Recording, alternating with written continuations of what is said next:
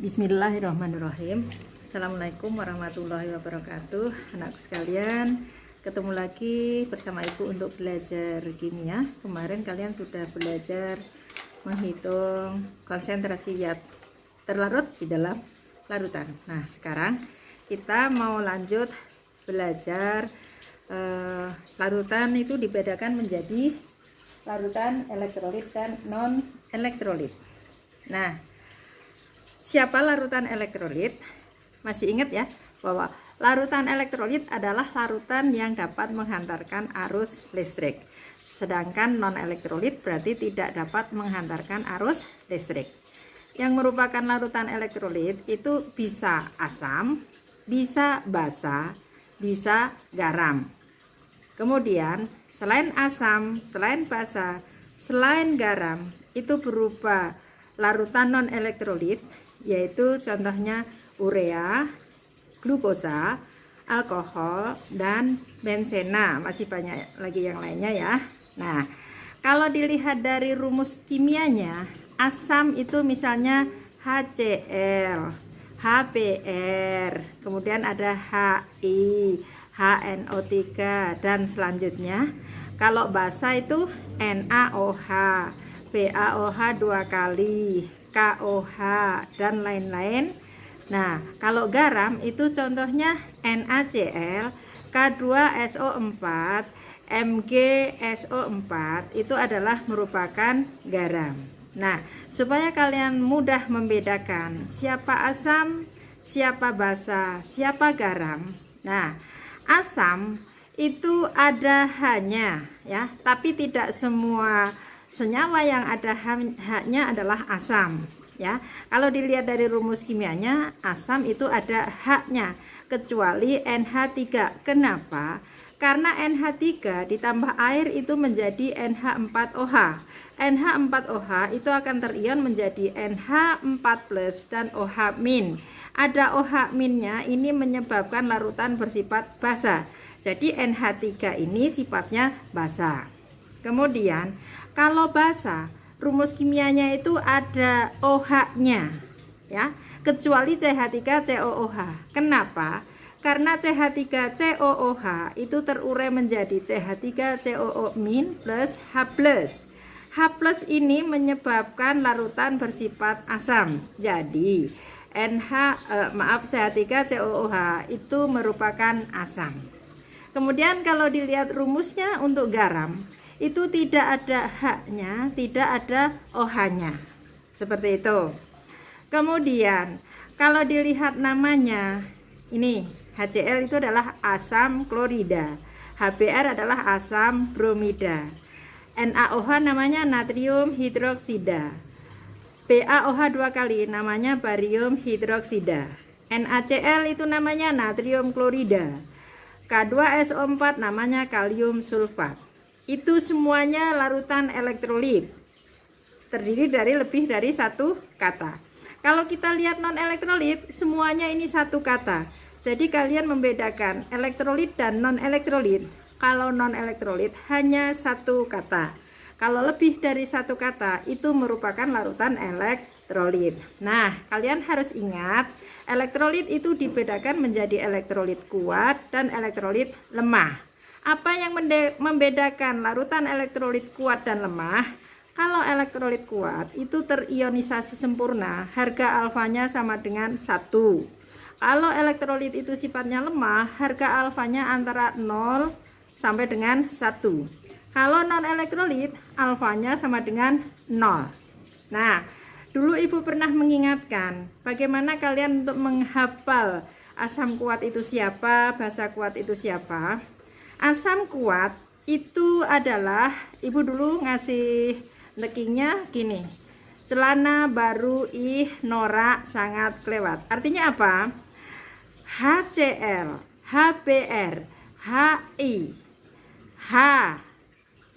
asam nitrat ya, HNO3, kemudian H2SO4, HClO4, itu adalah asam kuat. Asam-asam selain itu berarti merupakan asam lemah. Kemudian ngapalin basa kuat, itu ibu dulu pernah ngasih bahwa Kalau minggu Bapak cari nafkah, artinya kalonya itu K, KOH, MG-nya itu MGOH 2 kali, bapaknya adalah PAOH 2 kali, cari itu CaOH 2 kali, nafkah itu adalah Na sebagai NaOH. Basa-basa selain itu adalah basa lemah. Nah, asam, basa, garam. Garam itu adalah, kalau kita lihat contoh garam di sini adalah NaCl. HCl itu terurai menjadi H+ dan Cl-. NaOH itu basa, terurai menjadi Na+ plus OH-. Nah, Na ini disebut sisa basa, ya. Cl ini disebut sisa asam. Sisa basa dan sisa asam bereaksi membentuklah suatu garam. Seperti itu. Nah, kalau asam itu berupa asam kuat, berarti dia berupa elektrolit kuat. Kalau basa itu berupa basa kuat, juga merupakan elektrolit kuat. Kalau garam berasal dari sisa asam atau sisa basa yang kuat, dia merupakan garam yang sifatnya elektrolit kuat. Jadi kalian harus tahu siapa asam kuat, siapa basa kuat. Kalau sudah hafal asam kuat dan basa kuat, insya Allah tahu siapa asam lemah dan siapa basa lemah. Demikian juga siapa garam yang sifatnya kuat. Demikian. Artinya apa? Ibu mengingatkan kalau elektrolitnya kuat, itu harga alfanya sama dengan 1. Artinya terionisasi sempurna. Semuanya membentuk ion. Contohnya itu tadi HCl, semuanya akan menjadi H+ dan Cl-. Tidak ada sisa HCl lagi. Itu artinya semua terion, harga alfanya sama dengan 1. Kemudian kalau sudah tahu larutan elektrolit dan non elektrolit, di dalam belajar sifat koligatif larutan nanti penting kalian tahu faktor Van Hoff, lambangnya I kecil, adalah merupakan ukuran efek zat terlarut terhadap sifat koligatif, yaitu I sama dengan 1 plus N-1 dikali alfa. I-nya adalah faktor Van Hoff, N-nya jumlah ion, alfanya adalah derajat ionisasi. Kemudian kalau kalian melihat HCl, reaksinya adalah H+ plus Cl-. Ini ada ion H+ nya 1, ion Cl- nya 1. Jumlah ionnya sama dengan 2. Jadi N sama dengan 2. K2SO4 menjadi 2K+ plus SO4 min 2. Ion K+ nya 2, ion SO4 2 minnya 1. Berarti harga N-nya, jumlah ionnya 2 ditambah 1 sama dengan 3. Nah, hitungan I-nya adalah karena tadi I rumusnya sama dengan 1 ditambah. Untuk HCl, N-nya sama dengan 2, 2 dikurangi 1. Ini tidak diketahui dalam soal. Kalau zatnya adalah HCl, dia merupakan asam kuat, berarti berupa elektrolit kuat.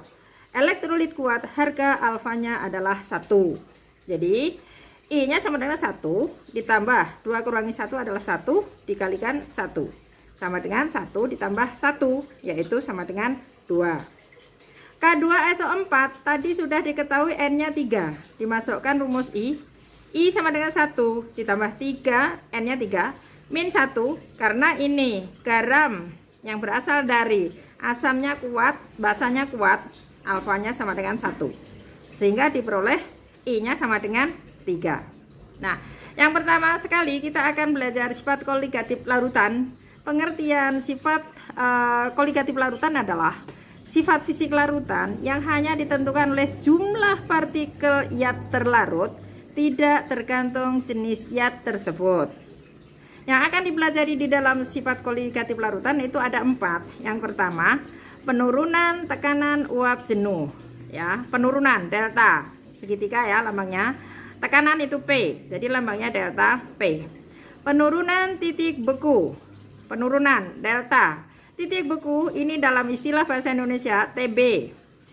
Kemudian kenaikan titik didih, kenaikannya perubahan delta. Titik didih istilah bahasa Indonesia TD. Yang terakhir adalah tekanan osmosis, lambangnya V.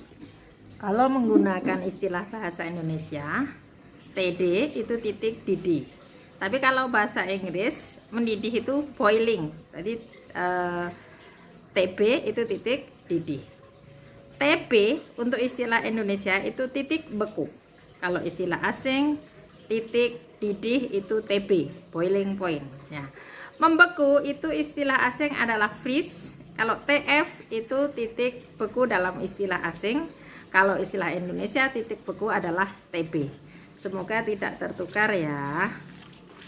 Selanjutnya, sebelum kita masuk pada sifat koligatif larutan, kita belajar diagram PT. Apa itu diagram PT? Diagram tekanan lawan suhu. Ini kesana tekanan, kesananya adalah suhu. Nah, yang garis hitam ini adalah pelarut. Siapa pelarut ini? Dalam hal ini biasanya adalah air. Nah, yang ada titik-titik merah ini adalah larutan. Misalnya air ditambah gula. Nah, kalian sudah tahu bahwa kalau kita merebus air saja dibanding merebus air yang ada gulanya dengan perlakuan yang sama, pasti titik didihnya akan lebih besar yang ada gulanya. Nah, ini air yang namanya mendidih itu adalah pada tekanan 1 atmosfer terjadi perubahan wujud dari zat cair menjadi gas. Di sini diproyeksikan ke suhu, ini adalah merupakan titik didih air, yaitu titik didih pelarut. Nah, kalau ada gulanya, titik didihnya lebih tinggi pada tekanan 1 atmosfer di sini, diproyeksikan ke suhunya di sini. Nah, ternyata titik didihnya ada di kanannya. Ini disebut perubahan titik didih. Nah, delta TD, nah ini delta TD ya. Delta TD itu yang besar dikurangi yang kecil. Yang besar adalah TD, yang kecilnya adalah T0D. Jadi ini maaf, delta TD ya. Delta TD sama dengan TD dikurangi T0D. Kemudian membeku pada 1 atmosfer, membeku itu dari cair menjadi padat. Ini air diproyeksikan di sini T0B. Air yang ada gulanya larutan di sini diproyeksikan dapatlah titik bekunya di sini. Nah, perubahan titik beku, yang namanya perubahan itu yang besar dikurangi yang kecil. Berarti perubahan titik beku delta TB sama dengan T0B dikurangi TB. Demikian ya. Nanti kalau kalian akan belajar perubahan tekanan uap, ini air itu tekanan uapnya di sini, larutan tekanan uapnya di sini, sehingga delta P nanti sama dengan P0 dikurangi P. Bisa kita lihat di penjelasan yang berikutnya ini. Ini B ya, maaf tadi lupa nulis. Kalau tadi A kita belajar diagram P lawan T, sekarang penurunan tekanan uap jenuh. Lambangnya adalah delta P. Bisa kalian pikirkan kalau kita punya gelas terisi air, kita tutup dengan plastik, itu akan terjadi embun. Ini gelas yang satunya air ditambah garam atau air ditambah gula lah, ada zat terlarutnya maksudnya. Sama saja, ini juga akan terjadi embun. Bedanya jumlah embun yang air saja dibanding dengan embun yang air ada garamnya, pasti embunnya lebih banyak yang tanpa gula. Artinya apa? P0 sama dengan P0 lebih besar dari P. P0 lebih besar dari P. Kenapa? Karena partikel-partikel zat terlarut ini menghalangi air-air ini yang akan menguap. Begitu ya. Nah, penjelasannya, tekanan uap kalau tinggi berarti mudah menguap. Berarti ini mudah menguap.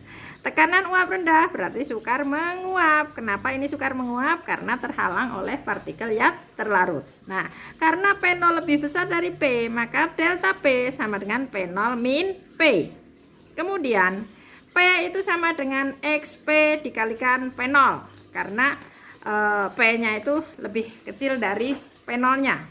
Nah, kita masukkan ke dalam rumus. Kita tadi punya rumus bahwa delta P itu sama dengan P0 min P. Nah, P-nya itu kita masukkan yang tadi. P-nya adalah XP dikalikan P0. Ini sama-sama ada P0, kita keluarkan. P0 kali 1 dikurangi XP. Nah, Kalian ingat XT ditambah XP itu sama dengan 1. Artinya 1 dikurangi XP itu adalah X terlarut. Ini adalah ini, berarti sama dengan XT. Boleh dibalik, kita punya rumus bahwa delta P sama dengan XT dikalikan P0. P itu apa? Tekanan uap jenuh larutan. P0-nya adalah tekanan uap jenuh pelarut murni. XP itu X pelarut, yaitu fraksi mol yat pelarut. XT adalah fraksi mol yat terlarut. NP jumlah mol pelarut, NT jumlah mol terlarut. Kalian sudah tahu bahwa XP itu sama dengan NP dibagi NP plus NT. XT itu sama dengan NT dibagi NP plus NT. Ya, bahwa XT ditambah XP itu sama dengan 1. Contoh soal. Tekanan uap air pada suhu 25 derajat Celcius adalah 23,76 mm Hg. Jika pada suhu yang sama, ke dalam 900 ml air ditambahkan urea yang massa molekul relatifnya 60 gram per mol, tekanan uap larutan menjadi 22,84 mm Hg. Hitunglah A. Penurunan tekanan uap larutan. B. Fraksi mol urea, ya terlarut ini ya. C. Persen massa urea. Penyelesaian. Kalian latihan ya, jangan terbalik-balik yang diketahui dengan yang ditanyakan. Dalam soal ini diketahuinya apa? Suhu di sini tidak mempengaruhi hitungan, dia hanya mengatakan bahwa tekanan uap air itu pada suhu yang sama dengan tekanan uap larutan. Ini tekanan uap air adalah P0 ya. Nih, P0-nya sama dengan 23,76 mm Hg. Kemudian 900 ml ini air pelarut nantinya ya. Kalau tidak diketahui massa jenis air, itu otomatis berarti rho massa jenis air itu sama dengan 1. Artinya apa? Rho massa jenis air 1 itu adalah 1 gram per mililiter. Berarti kalau 900 ml sama dengan 900 gram juga. Jadi gramnya sama dengan mililiternya. Kemudian ini adalah tekanan uap larutan P ya. P-nya sama dengan 22,84 mm Hg. Yang ditanyakan A, penurunan tekanan uap larutan delta P. Yang B, fraksi mol urea X terlarut. Yang C, persen massa urea. Ureanya itu ya terlarut ya. Kita hitung. Tadi kita punya rumus bahwa delta P sama dengan P0 dikurangi P. Kita masukkan angkanya, dapatlah segini. Kemudian yang B, ditanya XT ya. Kita punya rumus delta P sama dengan XT kali P0. Dimasukkan. Kalau ada seperti ini, A sama dengan B kali C. Berarti B-nya adalah A per C. Demikian, ini matematika.